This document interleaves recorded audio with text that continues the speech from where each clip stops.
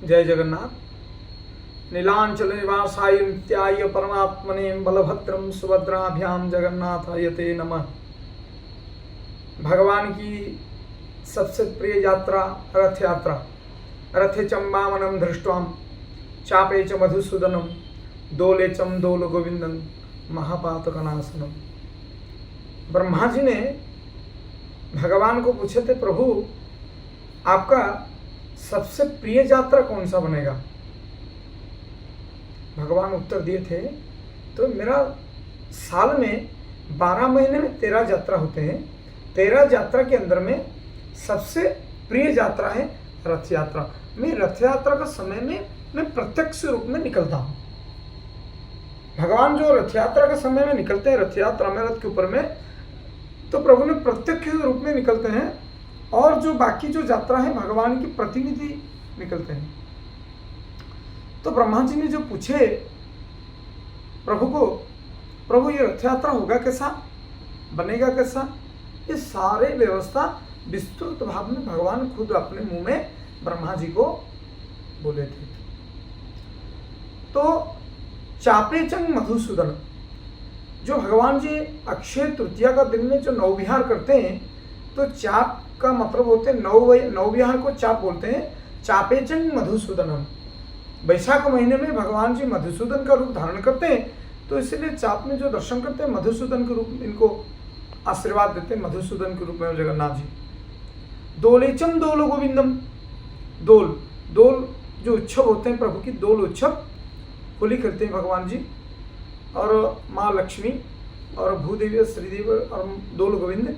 उस समय जो भगवान रूप धारण करते हैं तो दोल गोविंद के रूप धारण करते हैं।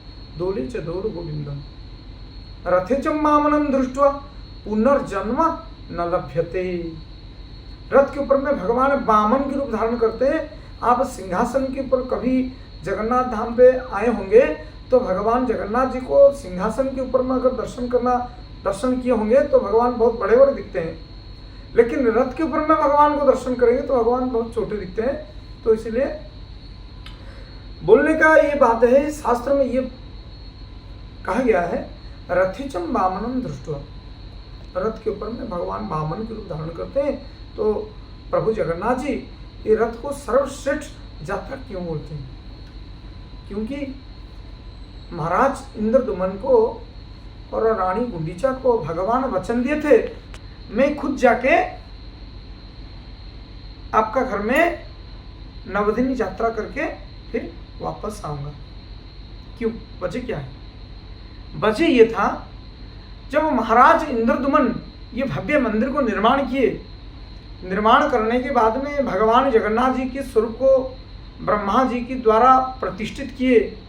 प्रतिष्ठित करने के बाद में जब ये भगवान जगन्नाथ जी का आधार स्वरूप बन गए, 14 दिन में मूर्ति और नहीं बन पाए, तो उसके बाद में जगन्नाथ जी ने राजा इंद्रदुम्न के सामने में प्रकट होकर इंद्रदुम्न जी को बोले थे, हे इंद्रदुम्न क्या चाहिए आपको, बोलिए ना। प्रभु तेरे तुझकरपन क्या लागे, मेरा आपकी कृपा से और आपकी आशीर्वाद से ये भव्य मंदिर का निर्माण हुआ और आपने विराजमान हुए। ये सारे व्यवस्था आप ही ने तो किए हैं, मेरे को माध्यम बनाए, केवल मेरे को इसलिए माध्यम बनाए, मेरे को ये श्रेय देने के लिए, और कुछ नहीं। तो मेरे को क्या चाहिए ना, नहीं नहीं नहीं नहीं, नहीं कुछ तो देना चाहिए ना, मैं कुछ दूंगा आपको ना। ठीक है प्रभु, अगर देना चाहते हैं तो वचन दीजिए मेरे को, सत्य सत्य सत्य त्रिवार सत्यम, हे इंद्रदुमन जो मांगोगे मैं सो प्राप्त करूंगा तुमको ना। हे प्रभु आपने वचन दिए हैं ना। हाँ वचन दिया हूं। तो ये शब्द जब बोल दिए तो बोलने का सब पहला बार मांगे थे प्रभु। क्या मांगे थे ना, प्रभु ये आपका रण क्षेत्र बने या भोजन क्षेत्र बने, अस्तु। दूसरा बार क्या मांगे थे ना, प्रभु ये मंदिर टूट जाए, अगर ये मंदिर बाली में समा जाए, समुद्र के पानी में कहीं पर विलुप्त हो जाए, लेकिन ये क्षेत्र छोड़ के आप कहीं नहीं जाएंगे, अस्तु। भगवान वो बात भी वस्तु कर ली। तीसरा वर क्या मांगे ना, प्रभु मेरा वंश निवंश हो जाए। तो भगवान जगन्नाथ जी पीछे हटने लगे। जब पीछे हटने लगे तो हटने के बाद में तो राजा इंद्रद्युम्न ने पूछे, प्रभु आपने तो ये वर नहीं दिए। नहीं, ये महाराज इंद्रद्युम्न ये तो वर नहीं है, श्राप है, श्राप। कोई मेरा कार्य करता है तो मैं इनको वर का बजाय श्राप दूं? नहीं नहीं नहीं नहीं नहीं, ये नहीं हो सकता है, ये नहीं हो सकता ना प्रभु। आपने वचन दिए मेरे को देने के लिए, जो मांगूंगा सो प्राप्त करेंगे, तो इसलिए आपको मैं जो वर मांगा है आप दीजिए। तो ठीक है इंद्रद्युम्न, तो काल मेरे को ये शास्त्र में या इतिहास मेरे को दोष ना दे। इंद्रद्युम्न भगवान के लिए इंद्रद्युम्न ने भव्य मंदिर का निर्माण किया, लेकिन भगवान इनकी वंश को निवंश कर दिए। तो इसीलिए आपका मुंह से ये बात बोलो, वजह क्या है? तो उसी समय इंद्रद्युम्न हाथ जोड़ के बोले, प्रभु आप तो साक्षात अंतर्जामी है, तो साक्षात अंतर्जामी होके मेरे को आप प्रश्न कर रहे हैं। महाराज इंद्रद्युम्न मैं इसलिए प्रश्न कर रहा हूं, इतिहास मेरे को कल दोष ना दें। भगवान के ऊपर में लोगों का विश्वास टूट ना जाए, तो इसलिए वजह तुम ही बोलो ना प्रभु। वजह ये है, अगर मेरा वंश में कोई रहे तो बोलेगा ये मेरा पिताजी की मंदिर है, मेरा दादाजी की मंदिर है, मेरा पूर्वजों की मंदिर है, तो क्या होगा ना, सारे पुण्य सारे व्रत जब तब सब पानी में चला जाएगा। कैसा? दान या धर्म करने के बाद में जो चीज हम किए हैं बोल देते हैं, हम शब्द लग जाता है, तो ये सारे पुण्य व्रत नष्ट हो जाते हैं।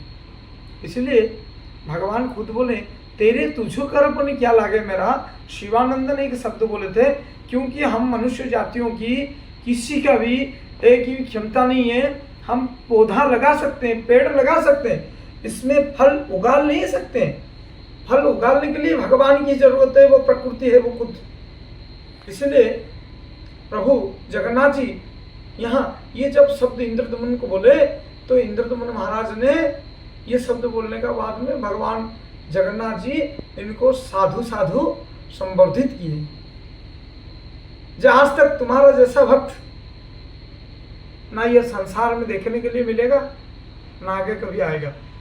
तो इसलिए वो महाराज इंद्रद्युम्न को ये आशीर्वाद देने के बाद में फिर रानी गुंडीचा को पूछे, माता आपका क्या चाहिए? तो उसी समय प्रभु जगन्नाथ जी जब एक शब्द ने इनको बोले थे, जे माता आपका क्या चाहिए, तो रानी गुंडीचा ने उसी समय बोल दिए थे, प्रभु हमने जो चाहा हमको वहां वो मिल गया है ना। माता हमने कुछ दिया ही नहीं है, तो आपको कैसा मिल गया ना। जो शब्द आपने बोल दिए, मेरे को माता शब्द बोल दिए, तो ये शब्द में सारे चीज आ गया। इसलिए मेरे घर में आप रथ के ऊपर में बैठ के 9 दिन के लिए विराजमान होंगे। इसको कहते हैं नवरात्रि यात्रा, या विष्णु नवरात्रि बोलते हैं इसको, विष्णु नवरात्रि। आषाढ़ शुक्ल द्वितीया से लेके आषाढ़ शुक्ल दशमी तक भगवान जी दशमी तक उनके घर में रहेंगे। दशमी के सुबह भगवान जी रथ के ऊपर में बैठ के फिर भगवान जी उल्टे रथ यात्रा बोलते हैं इसको, या बाहुड़ा यात्रा बोलते हैं। तो उसके बाद में भगवान जी को एकादशी के दिन में हरिशयन उत्सव होते हैं भगवान का। उस दिन से 4 महीने तक भगवान जी सो जाएंगे। तो उसी दिन रात को भगवान की महान सोना धारण करके भक्तों को दर्शन देंगे रथ के ऊपर में। लेकिन ये जो रथ यात्रा का वजह क्या है, रथ क्यों भगवान रथ के ऊपर में बैठते हैं? इनके नाम कहा गया है जगतनाथ, जगत के नाथ। ये सचराचर ब्रह्मांड के नाथ है, वो खाली मनुष्य जाति का नहीं है। सचराचर ब्रह्मांड में सारे देव दानव गंधर्व किन्नर जक्ष राक्षस पिशाच और मनुष्य सारे भगवान को दर्शन करने के लिए आते हैं। तो भगवान अपने घर से खुद निकल के भगवान रथ के ऊपर में विराजमान होते हैं। उसी समय में ना कोई भेद रहता है, ना कोई भाव रहता है मनुष्य के अंदर में, सारे भगवान को इस समय में दर्शन कर पाते हैं। और वो जो समय है, वो समय में लाखों करोड़ लोगों के समागम होते हैं प्रभु को दर्शन करने के लिए 15 रोज के अंदर में। तो भगवान को यह अन्न भोजन लगने के बाद में या दरिद्र नारायण कुली कंगाल साधु संत भक्तों को बंटवारा होते हैं, इसीलिए वर्ण क्षेत्र माना जाते हैं प्रभु का।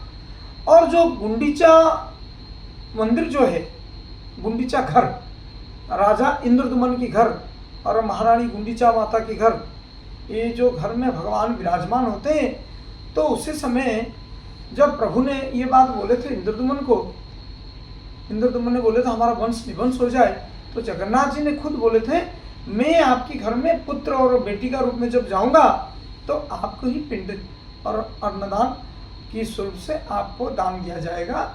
जैसे पितरों का नाम से पिंडदान देते हैं, इससे जगन्नाथ जी उसी समय उसी 9 रोज इंद्रदमन के उद्देश्य से और माता गुंडीचा के उद्देश्य से उन्होंने अन्नदान देते हैं गुंडीचा मंदिर में। और जो गुंडीचा मंदिर या गुंडीचा घर है वह भगवान की जन्म वेदी या जन्म स्थान बोला जाते हैं, क्योंकि वहाँ पर भगवान जी की शरीर नए विग्रह का उत्पत्ति हुआ था उसी घर में, इसलिए वो यज्ञ स्थल बोलते हैं भगवान जी की, या यज्ञ भूमि बोलते हैं। इसीलिए वो जो मंदिर में जो भगवान का प्रसाद बनते हैं इनको यज्ञ अन्न कहा जाते हैं। जैसे चरु बोलते हैं, यज्ञ अन्न से चरु बोलते हैं, इससे उसी मंदिर में जो भगवान का अन्न भोग लगते हैं इनको चरु अन्न बोलते हैं या यज्ञ अन्न बोलते हैं। जय जगन्नाथ, जय जगन्नाथ, जय जगन्नाथ।